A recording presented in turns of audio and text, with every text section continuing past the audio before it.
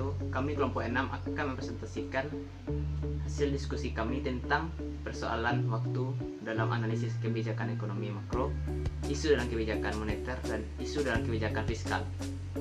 Sebelum masuk ke materi, saya terlebih dahulu akan memperkenalkan anggota kelompok saya, yaitu saya selaku moderator dan pemateri 1. Kenalkan, nama saya Nugrawan Genting, NIM 19051132 sebagai pemateri. Perkenalkan, nama saya Cici Maharani. Saya di sini sebagai pemateri juga. Saya Audrena Dairenia sebagai pemateri 4. Saya Anita Murni sebagai pemateri 5. Saya akan menjelaskan terlebih dahulu mengenai analisis makro untuk memecahkan masalah pokok. Analisis ini menunjukkan bagaimana pengeluaran agregat atau permintaan agregat dan penawaran agregat. Pengeluaran agregat atau permintaan agregat adalah perbelanjaan masyarakat atas barang dan jasa. Pengeluaran agregat dapat dikategorikan menjadi 4, yaitu pengeluaran konsumsi RT. Pengeluaran konsumsi RT merupakan pengeluaran atas barang dan jasa oleh rumah tangga untuk tujuan konsumsi. 2. Investasi perusahaan. Suatu aktivitas penanaman modal dalam periode tertentu yang bertujuan untuk memperoleh keuntungan. Pengeluaran konsumsi pemerintah dan investasi pemerintah. Pengeluaran konsumsi pemerintah adalah nilai seluruh output pemerintah dikurangi nilai penjualan barang atau jasa. Investasi pemerintah adalah penempatan sejumlah dana atau barang oleh pemerintah pusat dalam jangka panjang untuk investasi langsung yang mampu mengembalikan nilai pokok ditambah dengan manfaat ekonomi dalam jangka waktu tertentu. 4. Ekspor, pembelian barang buatan dalam negeri oleh penduduk negara lain. Materi selanjutnya akan dilanjutkan oleh Awan. Baiklah, saya akan melanjutkan materi yang telah dibahas oleh Edo tadi yang berjudul waktu dalam analisis kebijakan makro. Masalah jangka pendek atau stabilitas. Pertama itu inflasi. Inflasi adalah suatu kondisi di mana terdapat kecenderungan kenaikan harga secara terus-menerus. Inflasi merupakan masalah karena 3 alasan, yaitu yang pertama itu mengakibatkan redistribusi, kedua menyebabkan penurunan efisiensi, yang ketiga menyebabkan perubahan output dan kesempatan kerja dalam masyarakat. Yang kedua yaitu pengangguran. Berdasarkan tingkat pengangguran dapat diketahui apakah perekonomian berada pada tingkat kerja penuh atau tidak. Yang ketiga yaitu neraca pembayaran. Neraca pembayaran adalah neraca yang memuat ikhtisar dari segala transaksi. Transaksi dalam neraca pembayaran yaitu yang pertama yaitu ekspor impor barang dan jasa, yang kedua transaksi finansial seperti pemberian atau penerimaan kredit, yang kedua penanaman modal di luar negeri, yang ketiga yaitu transaksi yang bersifat unilateral seperti pembayaran transfer dari luar negeri dan bantuan dari luar negeri. Jika jumlah pembayaran tidak sama dengan penerimaan dari luar negeri, maka terjadi surplus atau defisit. Ekonomi makro juga memiliki permasalahan jangka panjang, menyangkut yang pertama yaitu keserasian antara pertumbuhan penduduk, yang kedua pertambahan kapasitas produksi, yang ketiga tersedianya dana untuk investasi. Jika terjadi keserasian antara 3 hal tersebut, maka pertumbuhan ekonomi sebuah negara akan mengalami kondisi yang optimal. Baiklah, itu saja yang dapat saya sampaikan. Saya kembalikan kepada moderator. Terima kasih. Terima kasih kepada Awan. Materi selanjutnya akan dilanjutkan oleh Cici. Terima kasih saya ucapkan kepada moderator. Baiklah, di sini saya akan mencoba membahas mengenai kebijakan makroekonomi. Yang pertama, kebijakan ekonomi bertujuan untuk mengatasi masalah-masalah yang dihadapi oleh suatu negara. Beberapa tujuan dari kebijakan makroekonomi seperti menstabilkan kegiatan ekonomi, mencapai tingkat penggunaan tenaga kerja atau kesempatan kerja penuh tanpa inflasi, menciptakan pertumbuhan ekonomi yang kuat, menghindari masalah inflasi, mewujudkan kekokohan neraca pembayaran dan neraca perdagangan. Alat ukur prestasi ekonomi sebagai berikut. Yang pertama, pendapatan nasional, pertumbuhan ekonomi dan pendapatan per kapita, penggunaan tenaga kerja dan pengangguran, tingkat perubahan harga-harga atau inflasi. Yang keempat, kedudukan neraca perdagangan dan neraca pembayaran. Yang kelima, ada kestabilan nilai mata uang domestik.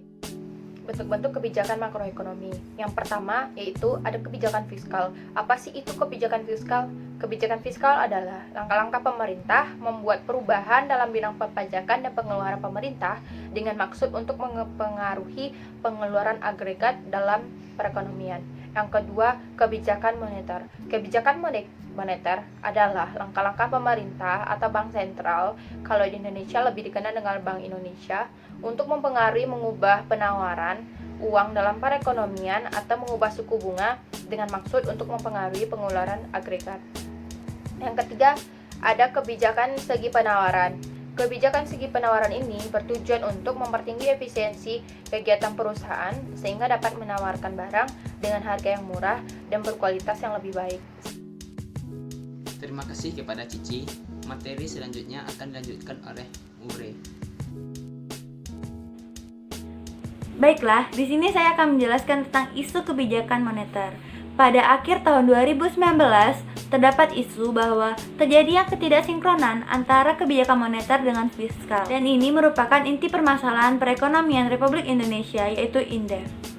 Institute Development of Economic and Finance atau INDEF menilai bahwa salah satu penyebab perekonomian Indonesia tidak bisa tumbuh secara cepat yaitu dikarenakan ketidaksinkronan antara kebijakan moneter yang telah ditetapkan oleh Bank Indonesia dengan kebijakan fiskal dari pemerintah. Ekonom INDEF yaitu Bima Yudhistira mengatakan bahwa Saat ini Indonesia mengalami ketidaksinkronan antara kebijakan moneter dengan fiskal. beliau mencontohkan pada saat Bank Indonesia telah memangkas suku bunga untuk mendorong sektor real, namun di sisi lain, desain intensif fiskal belum spesifik dalam menggiatkan perekonomian, yang mengakibatkan Indonesia belum bisa memanfaatkan situasi perang dagang Amerika Serikat dan Cina. Saat dihubungi pada hari Jumat tanggal 20 September 2019, Bima mengatakan bahwa Moneter sudah bekerja memotong suku bunga, namun intensif fiskalnya masih terlalu umum. Kemudian pemerintah masih berpikir untuk mengambil manfaat dari investasi yang baru masuk dan momentumnya sudah lewat.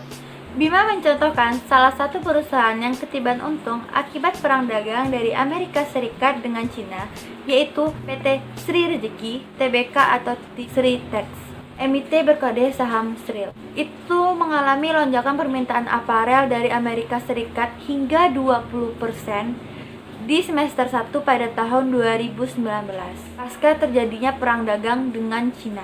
Menurutnya, ketimbangan pemerintah hanya fokus memberikan intensif kepada investor yang baru masuk. Lebih baik, pemerintah memberikan stimulus kepada perusahaan-perusahaan seperti SRIL yang mampu memanfaatkan adanya perang dagang antara Amerika Serikat dan Cina. Bima menuturkan bahwa Saya kira SRIL harus dibantu dengan mulai dari PPh-BD-nya, biaya masuk impor, dan bahan baku. Kemudian, mungkin pemerintah bisa memberikan diskon dalam tarif listrik pada jam sibuk, bukannya pada jam tidak sibuk, agar bisa memompa kapasitas produksinya. sedangkan apabila intensif tersebut diberikan kepada perusahaan-perusahaan yang baru masuk, dampaknya akan dilihat dan akan terasa 3-4 tahun ke depannya. Sedangkan perang Amerika Serikat dengan Cina telah ada di depan mata. Bima pun mengungkapkan kembali, Jadi, kita harus melihat potensi-potensi yang bisa ditarik ke dalam Indonesia dan tidak terlalu memaksakan relokasi pembangunan pabrik di Indonesia. Karena relokasi sendiri pun membutuhkan jangka waktu yang panjang, mulai dari pembebasan lahan, mengurus surat perizinan, dan lain sebagainya. Yang kita harapkan lebih kepada peningkatan berbasis produksi, bukannya relokasi. baiklah sekian penjelasan dari saya tentang isu kebijakan moneter. Saya kembalikan kepada moderator. Terima kasih kepada Ure. Materi selanjutnya akan dilanjutkan oleh Anita. Baiklah, di sini saya akan menjelaskan tentang isu kebijakan fiskal. Salah satu isu kebijakan fiskal yang pernah terjadi di Indonesia yaitu perlunya kebijakan fiskal yang agresif, tapi tidak ada ruang untuk itu.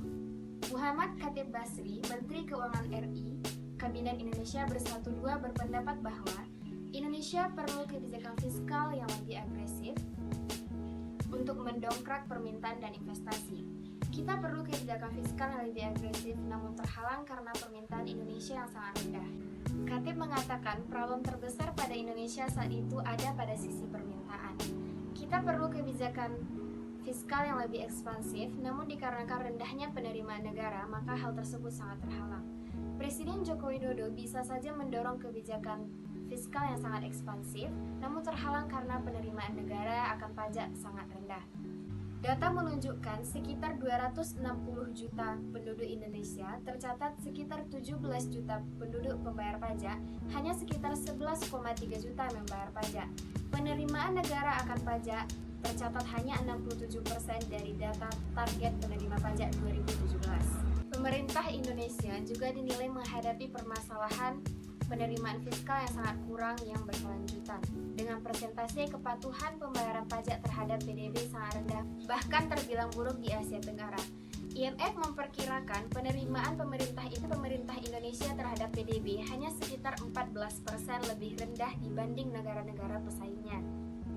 Selain itu, Khatib mengatakan ia pernah mengalami dampak tak tertentram pada perekonomian Indonesia saat Menteri Keuangan menjabat pada tahun 2013, yang dimana pemerintah dan bank sentral perlu mewaspadai tingkat kenaikan suku bunga di Amerika Serikat dan negara-negara terhadap Indonesia. Kendati demikian, Khatib memperkirakan tidak adanya peluang untuk pelonggaran kebijakan lebih jauh. Ia mengatakan, mulai tahun depan jika European Central Bank mulai mengakhiri pelonggaran program kuantitatif dan memulai tapering, maka BI perlu menaikkan suku bunganya.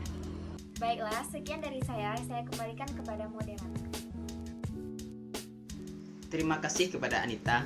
Jadi itulah hasil diskusi kelompok kami. Jika teman-teman mau memberikan saran dan kritikan atau sanggahan serta pertanyaan, bisa melalui e-learning. Sekian, terima kasih. Assalamualaikum warahmatullahi wabarakatuh.